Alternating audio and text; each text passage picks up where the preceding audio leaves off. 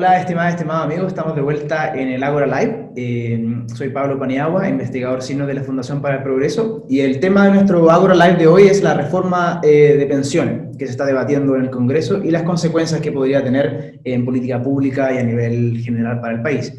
El 8J y el 15J, como se conocen, donde se aprobó la intención de reformar el sistema de pensiones por vía de un resquicio legal a través de una reforma constitucional para bypasear la iniciativa del Ejecutivo, ha traído ciertas complicaciones y ha tenido un debate súper interesante que vale la pena analizar en detalle, no solo en sus aspectos económicos como propuesta en sí misma, sino también como las implicancias políticas que puede tener.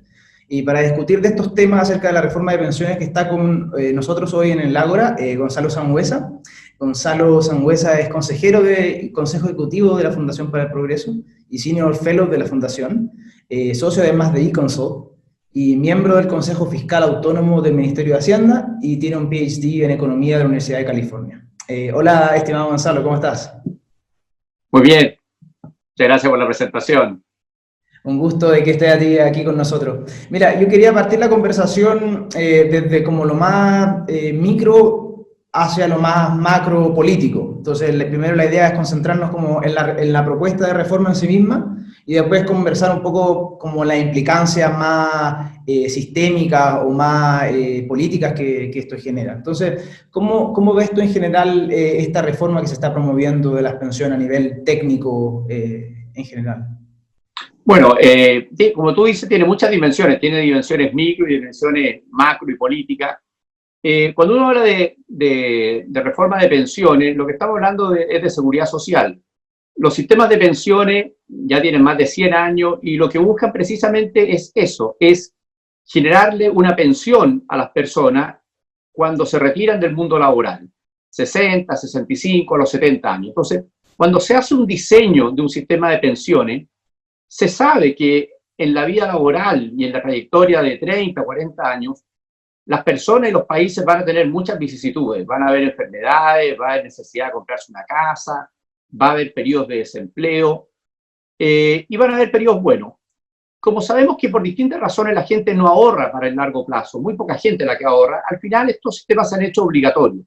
Y todo el diseño de un sistema de pensiones se basa precisamente en el largo plazo. Por lo tanto, cuando uno trata de resolver un problema de corto plazo, por importante que sea, con esos recursos de largo plazo, es una mala política pública. Estamos generando un problema que no lo vemos hoy, pero sabemos que lo vamos a tener mañana. Por lo tanto, el Estado tiene otros instrumentos para abordar esos problemas de corto plazo. Tiene instrumentos cuando vemos temas de vivienda y hay subsidio a la vivienda, tiene instrumentos cuando hay desempleo, para eso están los seguros de desempleo, hay temas de salud, es decir, el Estado tiene una batería de instrumentos y el problema es que ahora estamos usando un instrumento que era para resolver un problema de largo plazo, como son las pensiones, en un problema de corto plazo. Y eso trae una serie de complicaciones. Por eso es que uno no encuentra en el mundo técnico ni de derecha, ni de centro, ni de izquierda, expertos en temas de seguridad social que estén apoyando esta medida, porque esta medida es una mala medida desde el punto de vista de resolver un problema de corto plazo usando esos recursos de largo plazo. Hay otros instrumentos que se pueden usar. No es que uno minimice el problema, no es que uno diga que el problema no existe, que no hay familias que lo estén pasando mal. Sabemos que eso está ocurriendo, pero el Estado tiene otros instrumentos que son mejores para resolver ese problema y no haber echado mano de los recursos de pensión. Claro, como bien mencionaste tú acerca de, es interesante el tema de que la mayoría de los técnicos, como bien dijiste, los economistas, los ingenieros, casi toda como la tecnocracia chilena ha estado en contra de este proyecto, lo ha criticado. ¿Por qué crees tú que a pesar de que ha sido una crítica tan transversal de la técnica, la política ha decidido darle la espalda a la tecnocracia en este caso? Porque, a ver, como te decía, un sistema de pensiones lo que hace es acumular ahorro para la vejez, cuando las personas dejan de trabajar. Y en el diseño se contempla la trayectoria que van a tener los salarios, los retornos que pueden tener esos fondos invertidos. Hay una tasa de cotización, llevamos muchos años discutiendo que habría que subir esa tasa de cotización. Y sabemos que el sistema funciona relativamente bien para la gente que durante 35, 40 años está cotizando. Esa gente tiene en el sistema de pensiones privado pensiones del orden de 600.000 pesos en Chile. Y el problema está en que hay mucha gente que porque está desempleada, porque en algún momento pasa por el mundo informal, tiene lo que se llaman lagunas. O sea, hay años, 5, 10, en algunos casos. Tenemos gente que la mitad, para tener una idea, la mitad de la gente que está pensionándose hoy día en el sistema de pensiones tiene menos de 20 años de cotización. O sea, son personas que durante 20 años, entre 15 y 20 años, no estuvieron cotizando. Entonces, ese es el problema que tenemos. Por lo tanto, cuando a un experto en temas de seguridad social, de pensiones, le dicen que van a sacar recursos de ahí, obviamente eso es una mala idea, porque ahí faltan recursos. Ahora, ¿por qué se hace? Porque los recursos están ahí y el efecto, el costo de que no estén esos recursos, no los vamos a ver hoy día. Los vamos a ver en 5, en 10, en 20 años más. Entonces, esta es una típica política populista porque tú ves el beneficio en el corto plazo y no ves el problema que dejas para el largo plazo. De hecho, normalmente los gobiernos apoyan estas medidas porque el problema queda para el otro gobierno. Pero cuando tú tienes gente más responsable, tratan de anticipar el problema. Y eso es lo que están haciendo hoy día el gobierno y los sectores, como te decía, técnicos transversalmente. Porque no es que no estemos viendo que hay un problema social, no es que no estemos viendo que hay un problema porque la gente no puede salir a trabajar y no tiene ingresos. Lo que estamos diciendo es que hay otros instrumentos que son mejores, que son más eficientes para resolver ese problema y no generar este otro problema. Pero a tu respuesta tiene que ver básicamente con una cosa que pasa siempre en economía. Si tengo los beneficios en el corto plazo y los costos en el largo plazo, esas políticas son muy atractivas desde el punto de vista político. Son muy malas desde el punto de vista técnico, pero muy atractivas desde el punto de vista político. La política que siempre tuvimos tradicionalmente en Chile era la inflación. Echar a andar la máquina del Banco Central, aumentar el gasto, los sueldos, lo vimos en los 40, en los 50, en los 60 en Chile, el gobierno haciéndose famoso porque reajustaban los salarios y podían pagarlo, y después venía el otro gobierno y tenía una gran inflación.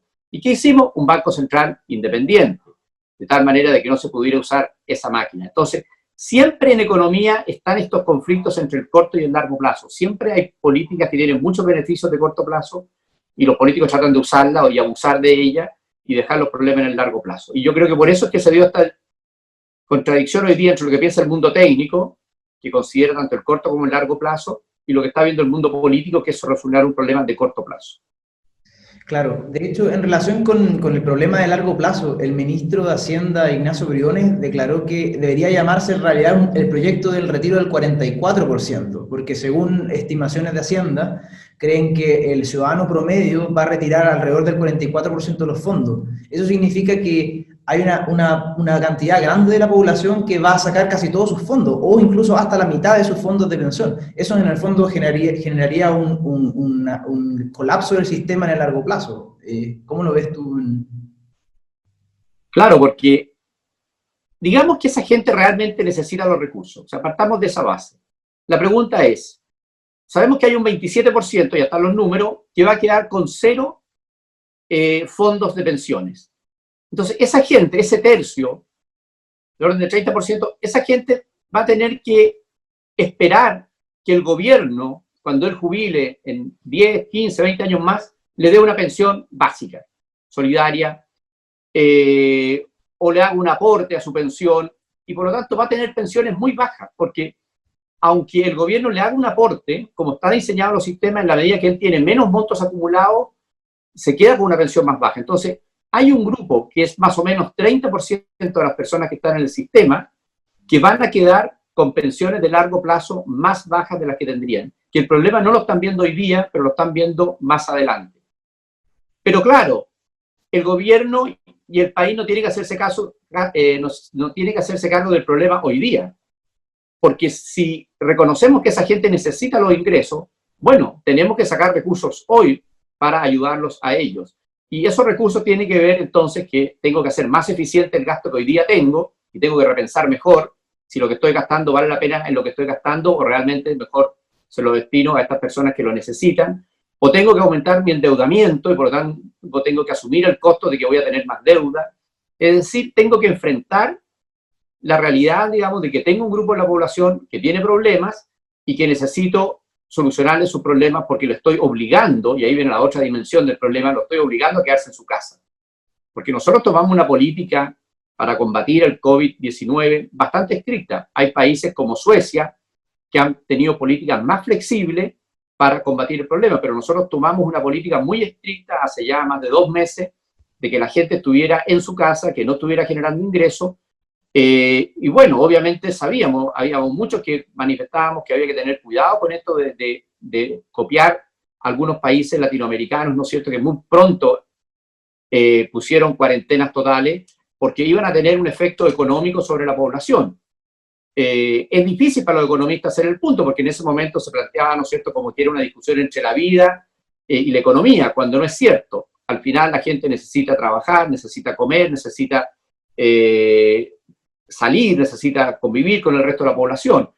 Por lo tanto, no quisimos enfrentar ese problema y lo que estamos tratando de hacer es resolverlo de una forma en que estamos dejándole un problema a la gente para más adelante, y la gente hoy día no es capaz de darse cuenta, pero los que hacemos los números y hacemos los números fiscales sabemos que el problema va a estar ahí. Y esa gente va a quedar dependiendo de que el Estado en algún momento le dé una pensión.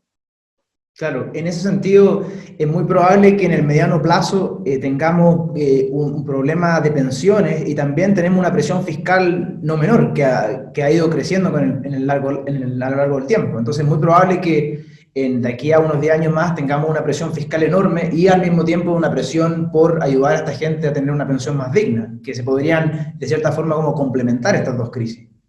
Efectivamente, hace 10 años atrás el país tenía muy poca deuda. El gobierno chileno, el Estado chileno tenía una deuda muy baja, teníamos una gran cantidad de ahorros, teníamos lo que se llaman los fondos soberanos.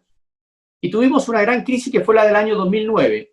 Y el país la pudo enfrentar bien, como nunca antes en la historia. Nunca antes una crisis internacional le pegó tan poco a la economía chilena, se destruyó tan poco empleo, nos recuperamos tan rápido, casi no se sintió la crisis. ¿Por qué?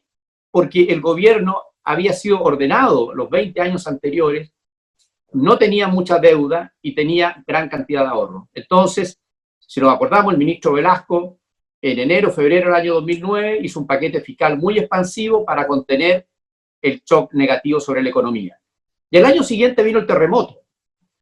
También fue un golpe muy fuerte sobre toda la infraestructura, sobre la vida de nuestros compatriotas, y de nuevo el Estado pudo rápidamente salir a reconstruir el país, a generar los ingresos para la familia, porque teníamos ahorro fiscal. Y en los últimos años hemos ido perdiendo esa disciplina fiscal.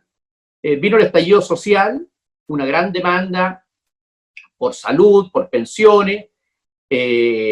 Antes habíamos tenido la presión sobre la educación. Bueno, y el gobierno de alguna manera ha ido aumentando su endeudamiento. Y ya estamos llegando a niveles que yo considero que son los límites. Ya se está hablando de que con lo que está comprometido vamos a llegar a niveles de deuda de 45% del PIB. ¿Y cuál es el problema? Dice la gente. Si hay países que tienen 100, 120% del PIB. Es que nosotros no somos Alemania, no somos Estados Unidos, no somos Australia, no somos Japón. Somos un país emergente que depende fuertemente del cobre. Por lo tanto, cuando un inversionista internacional nos tiene que prestar fondos, sobre todo en una crisis, nos mira mucho más que lo que mira Alemania, que lo que mira Estados Unidos, que lo que mira Japón. Y muchas veces a los países latinoamericanos no les prestan. Es el caso de Argentina, a Brasil le ha costado, a México le ha costado. Entonces, es una gran fortaleza tener disciplina fiscal, tener las cuentas fiscales ordenadas, porque nos permiten hacer lo que hemos hecho ahora, poder gastar en salud, poder gastar en subsidio de desempleo. Puede ser que no haya sido suficiente, puede ser que no haya llegado a tiempo, y esas cosas hay que mejorarlas, pero los recursos están para poder enfrentar esta crisis. Y no es buena idea, como te decía, sacar estos recursos de los fondos de pensiones, porque tenemos otros mecanismos que todavía podríamos usar para poder solucionar ese problema. Claro. Una de por lo menos a nivel personal, una de las cosas paradójicas que me ha dado a pensar esta situación es que hace aproximadamente 2 o 3 años atrás me acuerdo que se llenó Plaza Italia de gente que velaba por una pensión digna, que encontraban que las pensiones eran miserables, que eran bajas. Y hoy día esa misma gente que hace 2 años llenó Plaza Italia, porque querían mejores pensiones, están a favor de autodestruir sus pensiones. Entonces, me parece es extraño la forma en la que la gente piensa con respecto a su futuro. Es una cosa paradójica. Sí. Mira, lo que pasa es que nosotros tenemos un sistema de pensiones en que básicamente es como una cuenta de ahorro. La gente, cuando empieza a trabajar, abre su cuenta de ahorro en una AFP y acumula en esa AFP durante su vida laboral, con la idea de que al final pueda retirar su fondo y tener una pensión. Y se confunden mucho las pensiones en Chile porque existe un grupo grande de la población, muy grande, hay más de 1 millón, hoy día hay 1,5 millones de personas, que no cotizó, que nunca ahorró para su pensión y que llegó a la edad de 60, 65 años y no tenía ingresos. Y el país, el año 2008, porque consideró que quería que esas personas tuvieran algún ingreso, y se creó lo que se llama la pensión básica solidaria. Que ¿cuál era el objetivo? Era ayudar a esa que se llama la tercera edad con algún ingreso, de tal manera de que si estaban en una casa pudieran tener alguna colaboración. Y era una pensión básica, porque era gente que nunca había contribuido. Entonces, hoy día se confunde las pensiones bajas de grupos de la población que nunca contribuyeron a ahorrar para el largo plazo y que la sociedad les da un ingreso mínimo que ha ido subiendo en el tiempo. Hoy día para la gente mayor está en torno a 150, 180 mil pesos, con pensiones que son bajas porque cotizaron pocos años y que también el Estado contribuye para que no sean tan bajas, con, como te decía, gente que contribuyó durante 35, 40 años y que ellos tienen pensiones ya que son más razonables. Entonces, se le echa mucho la culpa al sistema de pensiones, pero se mezclan gente que nunca estuvo en el sistema de pensiones, que nunca contribuyó y que tiene pensiones bajas y que es el Estado. Y ahí uno se da cuenta que después entonces hay otra discusión, que no tiene que ver con cuál es el mejor mecanismo para generar una pensión, sino que quién controla el mecanismo. Y hay gente que le gustaría que le controle el Estado y que básicamente tengamos lo que se llama un sistema de reparto en el cual uno contribuye a un fondo público y ese fondo público va pagando en las pensiones y cuando me toque jubilarme a mí en 40 años más, yo tengo que suponer que van a haber algunos jóvenes trabajando, pagando sus cotizaciones y que de ahí van a pagar las pensiones. Ese es un sistema que mucha gente le gusta porque no hay una relación directa entre lo que yo contribuyo y lo que yo recibo. Entonces la gente tiene la expectativa que independiente de que él contribuya, él va a recibir al final. Y esos sistemas tienen un gran problema. Están todos desfinanciados, porque parten desfinanciados. Cuando yo empiezo a pagar mi cotización, el Estado se gasta esa cotización con la promesa de que cuando yo jubile, alguien va a estar pagando una cotización y con eso me van a pagar mi pensión. Entonces, todos esos sistemas están desfinanciados. Cuando no hay una relación directa entre lo que yo contribuyo y lo que yo recibo, siempre hay incentivos a contribuir menos y a generar políticas para contribuir más. Se habla mucho del sistema antiguo de pensiones, que era de reparto antes de los años 80. Los grupos que jubilaban más rápidos eran los que tenían más capacidad de presión política. Entonces había un grupo de gente trabajando duramente. En ese sistema antiguo, por ejemplo, si tú no cotizabas durante 10 o 20 años, dependiendo de la caja en la que uno estuviera, tú no recibías pensión. Tú tenías que tener un mínimo de 20 años. Por lo tanto, si uno hace la equivalencia entre el sistema antiguo y el nuevo, toda la gente que contribuyó menos de 20 años no recibiría. Entonces, este es un sistema mucho más justo, porque yo recibo en función de lo que voy contribuyendo, y si por las vicisitudes de la vida no tuve ingresos suficientes, entonces el Estado me subsidia. Y el Estado en Chile subsidia de una manera que el que más ahorra lo premia más en la parte solidaria. Entonces es un sistema que es perfectible, pero sin duda que se puede perfeccionar, pero eso es un sistema que tiene la ventaja, es que es un sistema que está financiado. La plata de las pensiones de la gente que va a jubilar en 5, en 10, está en los fondos de pensiones. Nunca se ha perdido un peso en los fondos de pensiones, nunca se han robado la plata en los fondos de pensiones. Es un sistema que ha tenido rentabilidades bastante altas cuando uno la compara a nivel internacional, que tiene costos de administración promedio de los que se ven en el mundo. Por lo tanto, es un sistema eficiente, pero sí es un sistema donde el Estado no puede meter mano en el sentido de que no puede, como está diseñado, hacer que con las pensiones de uno se paguen las pensiones de otro. Si queremos mejorar las pensiones a un grupo de la población, se usan los mecanismos que hay hoy día y esa plata sale de los impuestos. No es que se redistribuye la plata de los afiliados, sino que si queremos contribuir con un grupo que tiene pensiones más bajas, bueno, para eso están los ingresos tributarios de la nación. Y así funciona el sistema hoy día. Entonces, es un sistema más sano porque es un sistema financiado, es un sistema que genera los incentivos para que la gente ahorre en el largo plazo, pero claro, a algunos no les gusta porque no genera control político. La gente tiene mucho más independencia en ese sistema que cuando está sometido a un sistema de reparto donde tú dependes de la buena voluntad de los políticos de turno para ver si tu pensión va a ser más alta o ser más baja.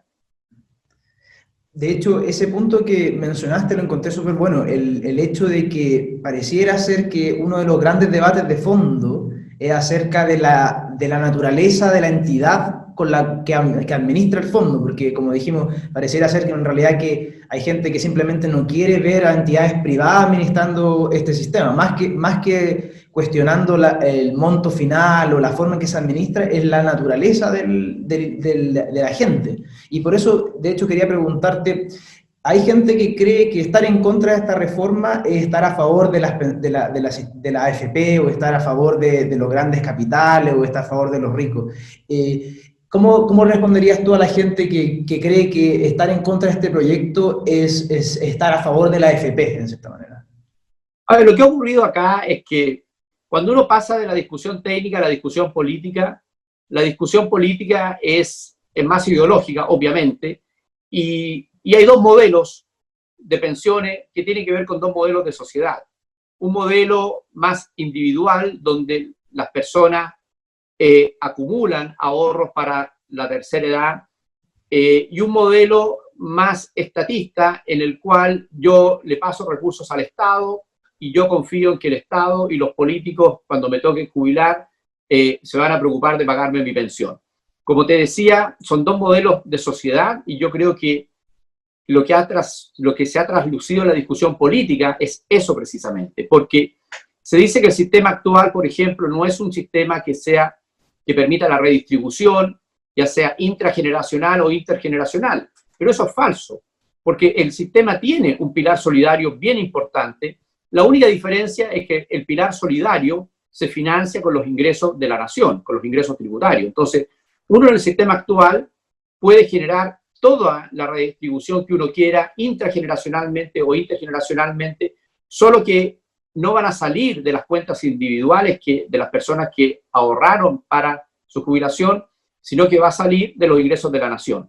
Entonces, la discusión no tiene que ver con eso, la discusión tiene que ver con quién tiene el control de esto.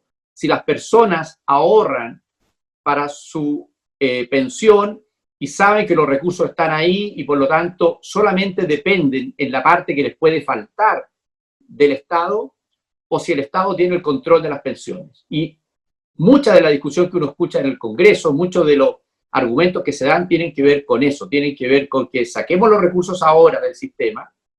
¿Para qué? Para que vayamos transitando a lo que va a tener que ser un sistema de reparto. Por eso te digo que la discusión técnica está muy separada de la discusión política, porque esa es una discusión distinta. Y yo creo que eso es válido, la sociedad puede tener esa discusión. Pero esa discusión uno la tiene que tener entonces cuando uno discute la reforma de pensiones. Lo que no podemos hacer es usar la crisis del COVID, la crisis social que tenemos del COVID, para tratar, a través de una medida que obviamente es muy populista, cambiar el sistema de pensiones. Si queremos discutir el sistema de pensiones en una sociedad democrática, bueno, vamos al Congreso y discutamos cuál es el mejor sistema de pensiones, si es el sistema actual, si es el sistema de reparto, si es una combinación de ellos, como es lo que estaba en el proyecto, tanto que mandó la presidenta Bachelet como que mandó el presidente Piñera, ¿no es cierto?, que es una cosa más mixta. Pero esa es una discusión que tenemos que tener. Lo que está pasando hoy día es que a partir de una crisis social, a partir de la pandemia, queremos cambiar el sistema de pensiones y obviamente eso va a terminar muy mal porque no estamos preocupados de las pensiones, estamos preocupados de sacar los recursos de las pensiones para solucionar un problema de corto plazo. Normalmente cuando uno hace ese tipo de política, los resultados son muy negativos y eso es lo que vamos a ver en los próximos meses. En relación con la propuesta en concreto, se ha hablado, el ministro de Hacienda habló de que la propuesta representa una doble regresividad, en el sentido que beneficia a los más ricos en vez de a los más pobres, con respecto a la posibilidad de retirar y más encima que no tenga impuestos, porque uno, creo que la gente con más recursos puede retirar más fondos y segundo, son libres de impuestos. ¿Podría explicarme un poco por qué se considera doblemente regresiva esta reforma, Gonzalo? A ver, yo en el retiro... Yo no veo que haya una regresividad en el retiro, porque la gente está retirando su ahorro de pensiones. Por lo tanto, son recursos que son de las personas, solamente que como sabemos que las personas no tienen los incentivos a ahorrar para el largo plazo, es obligatorio, pero son recursos que son de las personas. Entonces, si uno retira más o retira menos, en la medida que está retirando sus fondos de pensiones, no hay una regresividad en eso.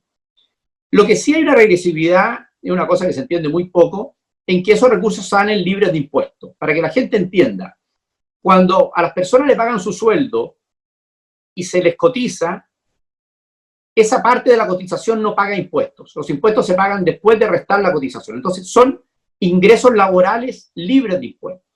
Con la idea que cuando se jubilen y reciban su pensión, bueno, si son personas de altos ingresos, van a pagar impuestos, y si son de ingresos medio o bajos, no van a pagar impuestos. Entonces, digamos, las personas de altos ingresos no pagan cuando trabajan, pagan cuando reciben la pensión. Y lo que se está haciendo ahora es que pueden retirar todos, los de bajo ingreso, medio ingreso y alto ingreso, y no pagar impuestos. La tasa marginal de impuestos es 40%, es decir, si una persona de alto ingreso recibe 1 millón de pesos, paga 400.000 pesos en impuestos. Ahora va a recibir 4 millones y algo de pesos y no va a pagar impuestos, cuando en otras circunstancias habría pagado más de 1,5 millones de pesos en impuestos. Entonces se está generando un beneficio tributario que favorece a la gente de más altos ingresos. Eso no tiene ninguna explicación, excepto hacer más popular la medida, porque obviamente es más popular en la medida que además no paga impuestos. Entonces ese es uno de los problemas que tiene, pero donde sí se va a generar un problema más adelante es en que esto va a dejar un problema fiscal. Porque, por un lado, esos impuestos que no se pagan, que se habrían pagado cuando esas personas de alto ingreso retiraran, entonces se dejaron de recibir para siempre. Y por otro lado, muchas de las personas que van a retirar sus fondos van a terminar dependiendo de un subsidio del Estado, porque su pensión no va a cumplir los estándares mínimos y el Estado va a tener que subsidiar. Entonces, yo creo que la regresividad tiene que ver principalmente con el tema tributario, que yo no le escuchaba a nadie una explicación de por qué la gente de ingresos medios altos, porque no estamos hablando de la gente ni ingresos ni bajos, estamos hablando de medios altos, tendría que tener un beneficio tributario como el que se estaría dando. De hecho, yo me acuerdo cuando era un poco más pequeño, generalmente la gente de centro izquierda, la gente un poco progresista, siempre velaba por los intereses de los más pobres por sobre de los ricos y siempre se debatía que había que ponerle impuestos a los ricos. Resulta al menos paradójico ver que hoy en día están dispuestos a encauzar este tipo de reformas que definitivamente son regresivas a nivel de impuestos. Sí, yo creo que la única explicación, como te digo, que tiene eso es que la hace más popular y tiene más apoyo. Claro. Bueno, y ahora quisiera discutir, ya entrando más al final de nuestro Agora Live, acerca de la implicancia no solo económicas, pero políticas de todo lo que está pasando, porque si bien esto se ha tratado algunos lo han llamado un resquicio legal para tratar de encauzar este debate a través de una reforma constitucional en vez de que cumpla los procesos normales que son propiedad del Ejecutivo, se ha hablado entonces de que de cierta manera podríamos estar viendo un desbalance de poderes, como una guerra de poder entre el Ejecutivo y el Parlamento. Incluso algunos lo llaman como quizá un parlamentarismo de facto. ¿Ves una amenaza latente en esta reforma? A ver, yo creo que hay dos temas. Hay primero que preguntarse por qué pasa esto, digamos, porque esta es una reforma que se aprueba con los votos de parlamentarios de la coalición de gobierno. Es decir, es distinta la lectura si esta fuera una reforma que solamente se aprobó con los votos de la oposición. Pero en realidad aquí hay partidos para la derecha como la UDI, y hay parlamentarios y senadores de ese partido que están aprobando esta reforma. Y yo creo que eso requiere un diagnóstico un poco más profundo. ¿Por qué esos senadores, esos diputados de la coalición, que no estaban en el margen sino que estaban bien a la derecha de la coalición, terminan apoyando una propuesta de este tipo? Yo creo que ahí tiene algo que ver el manejo político del gobierno, probablemente. Yo creo que hay una responsabilidad política en ese manejo. Y también yo creo que ha quedado, a la gente se le convence de que el Estado le resuelve sus problemas, de que confía en el Estado. Y ha quedado en evidencia de que el Estado no tiene capacidad de resolver los problemas. Es decir, en esta pandemia el Estado, por ejemplo, no tenía capacidad para llegar con un número como 2,5 millones de cajas en el corto plazo. No tiene ese músculo el Estado, no tiene esa capacidad. No tiene capacidad de identificar cuáles son las personas afectadas y cómo llegar con un subsidio. No tiene capacidad, donde sí tuvo capacidad fue la parte de salud, yo creo que ahí reaccionó bien, pero en toda la parte de la ayuda social el Estado quedó cojo.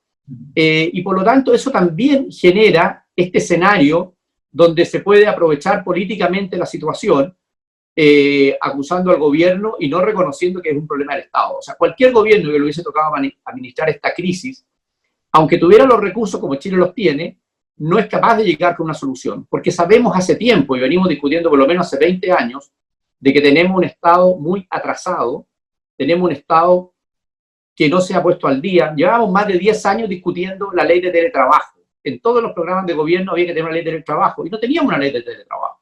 Entonces tuvimos que improvisar a última hora el teletrabajo. Me contaban, por ejemplo, que en Finlandia en 2012 había pasado la ley de teletrabajo, por lo tanto era lo más normal. Entonces, yo creo que la crisis que estamos teniendo tiene que ver con una crisis que también está en el Estado, que obviamente el gobierno que está de turno paga la cuenta, digamos, porque la gente le echa la culpa al gobierno, pero el problema está en el Estado. Tiene que ver también con un manejo político de la situación, porque si no, no se entiende de que partidarios que son del gobierno, que son muy de derecha, hayan votado a favor de este proyecto. Yo creo que ahí hay un... Pero tú tocaste un punto que yo creo que es muy relevante y que tiene que ver con la institucionalidad. Lo que hemos construido los últimos 30 años en Chile son muchas instituciones, y esas instituciones de alguna manera le dan estabilidad política y económica al país. Y la principal institución del país es la Constitución. De hecho, en octubre, todo el mundo político se puso de acuerdo para resolver un problema de crisis social cambiando la Constitución. Eso reflejaba que hasta octubre el tema constitucional se reconocía que era el marco en el cual uno jugaba, ¿no es cierto? Era el rayado de cancha que tenía el país. Y lo que ha pasado, había pasado antes, pero muy esporádicamente, pero ha empezado a pasar más, es que los parlamentarios de todos los sectores políticos consideran que ellos están sobre la Constitución. O sea, aprueban proyectos que saben que no son constitucionales, con la expectativa de generar presión política, con la expectativa de que el gobierno se sume, con la expectativa de dar la pelea en el Tribunal Constitucional. Pero cuando uno empieza a usar las instituciones de esa forma, los países se empiezan a degradar políticamente. Y lo que estamos viendo en Chile en los últimos 6 meses es una fuerte degradación política. La tuvimos en el pasado. Cuando uno revisa la historia del siglo XIX, del siglo XX, tuvimos muchas veces esta situación en que los políticos se salían del rayado de cancha que teníamos como sociedad y empezaban a forzar las cosas. Todas esas instancias terminaron muy mal para Chile. Y yo espero que ahora, pasado, ¿no es cierto?, esta situación del retiro de los fondos de pensiones, podamos de nuevo volver a sentarnos a la mesa y volver a buscar un acuerdo en el cual respetemos las reglas del juego que como sociedad nos hemos dado. Si no estamos de acuerdo con esas reglas del juego, bueno, las podemos cambiar, también existen las instancias para eso. Pero lo que no podemos es empezar a buscar resquicios legales para temas tan relevantes como el tema constitucional. O sea, no puede haber una diferencia tan grande entre la opinión que tiene el Parlamento y la opinión que tiene el gobierno respecto a si esta reforma tenía que entrar por un capítulo o por otro. Todavía queda la instancia del Tribunal Constitucional. Yo creo que estas cosas no se pueden dejar pasar, pero obviamente cada vez es más difícil. Pero eso es un camino que Chile ha transitado muchas veces y, como te decía, yo creo que tenemos que revisar los libros de historia porque esos caminos terminaron mal. Y algo de eso estamos viendo hoy día. Y finalmente, para finalizar nuestra conversación, en relación a esa crisis institucional, la jornada previa a la votación del 15J ha sido una de las jornadas más violentas desde el Día del Joven Combatiente en marzo de este año. Ciertas personas han hablado de que ha existido extorsión, amenazas de muerte a ciertos senadores por querer reformar esta reforma. ¿Cómo ves tú que esta crisis institucional se está mezclando de cierta forma también con ciertas formas de extorsión a través de la violencia para generar política pública? Bueno, lo vimos a partir de octubre, que una cosa son las manifestaciones ciudadanas, y nosotros hemos tenido los últimos 30 años muchas manifestaciones ciudadanas muy masivas. Esas manifestaciones han conseguido cosas, porque obviamente es, ¿no es cierto?, un llamado de atención a la clase política, a los gobiernos, de que hay un problema en un sector y que hay que trabajar sobre ese problema. Entonces, la demanda ciudadana, las manifestaciones masivas, incluso cuando hay actos de violencia esporádicos, todo eso uno lo entiende, siempre puede haber dos. Pero lo que pasó a partir de octubre fue un uso más instrumental de la violencia. Es decir, es tratar de, a través de la violencia, conseguir resultados políticos, conseguir cambios en políticas públicas, y mucha gente no fue lo suficientemente clara, no fue lo suficientemente fuerte para condenar eso. Mucha gente empezó a justificar, y cuando uno cruza ese límite, empieza a pasar esto, empieza a pasar de que la gente cree que es un método válido. Y si nosotros empezamos a considerar que la violencia es un método válido, como sociedad nos va a costar mucho hacer los cambios para progresar. Podemos estar en desacuerdo que hay muchas deficiencias, pero Chile en los últimos 30 años tuvo un progreso a todos los niveles. O sea, si uno ve la gente más pobre, la gente mediana, la gente más rica, todos progresamos. Muchos de los problemas sociales se fueron solucionando. Podemos discutir si la velocidad fue suficiente o no, pero muchos de los problemas sociales que teníamos hace 20, 30 años no los tenemos. Como te decíamos, ahora se reclama por la pensión básica, pero antes del 2008 no existía una pensión básica. O sea, había un grupo grande de la población en que no tenía bajas pensiones porque no tenía pensión. Ahora estamos discutiendo que la pensión es baja. Entonces, todo ese progreso obviamente se puede poner en riesgo si uno no es claro en condenar la violencia. La violencia es algo que tiene que estar fuera, ¿no es cierto?, del espacio político, del espacio de discusión, y tenemos que usar lo que las democracias liberales hemos planteado hace mucho tiempo, ¿no es cierto? Uno tiene que discutir con las ideas, y ahí es donde uno tiene que ganar las peleas y no usar la violencia para imponer su idea. También son caminos que transitamos en el pasado y terminaron muy mal. Yo creo que la inmensa mayoría de los chilenos no comparte eso. Yo creo que la inmensa mayoría de los chilenos, cuando ve los actos de violencia, no los apoya, pero tenemos que tener cuidado que nuestra clase política no trate directa o indirectamente, ¿no es cierto?, terminar validando eso. Hay muchos países latinoamericanos que uno puede ver como ejemplo, donde una vez que eso se enquista, es muy difícil de sacar, y los costos sociales son muy grandes cuando uno quiere eliminar el problema. Estimado Gonzalo, quiero agradecerte por tu tiempo y por compartir este Ágora Live con nosotros, y también a la gente, a todas las personas que están viendo el Ágora Live, los invito a seguirnos en las próximas sesiones. Muchas gracias, Gonzalo. No, gracias por la invitación.